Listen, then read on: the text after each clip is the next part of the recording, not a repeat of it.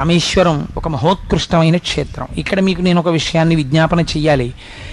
కాశీ క్షేత్రానికి నేను వెడతాను అని మీరు సంకల్పం చేసుకుని మీరు కాశీ వెళ్ళలేదనుకోండి, మీకు ఏం పాపం వెయ్యరు ఖాతాలో. కానీ నేను రామేశ్వరం వెడతాను అన్నారనుకోండి మీరు వాచికంగా, అని మీరు రామేశ్వరానికి వెళ్ళలేదనుకోండి మీ ఖాతాలో పాపం వేస్తారు, వీడు రామేశ్వరం వెళ్ళలేదని. అందుకే ఏ క్షేత్రానికైనా నేను వెడతాను అనొచ్చు, తప్పులేదు. రామేశ్వరం వెడతాను అనకూడదు. రామేశ్వరం విషయంలో ఏమనాలంటే ఈశ్వర రామేశ్వరం తీసుకెళ్ళు అనాలి. ఈశ్వరానుగ్రహం ఉండి వేరొక్కసారి రామేశ్వరం దర్శనం ఇప్పిస్తే బాగుండండి అనాలి. అంతే తప్ప రామేశ్వరం ఇంకో మాట వెడతానండి అన్నారనుకోండి, వెళ్ళలేదనుకోండి పాపం పడుతుంది ఖాతాలో. రామేశ్వరం అటువంటి క్షేత్రం. రామేశ్వరం ఒక ద్వీపం యథార్థమునకు.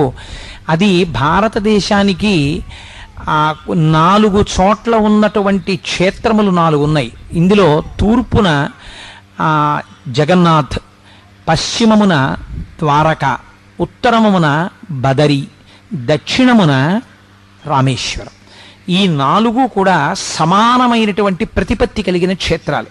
ఇందులో రామేశ్వరానికి ఉన్న గొప్పతనం, వాల్మీకి రామాయణం పరమసత్యం.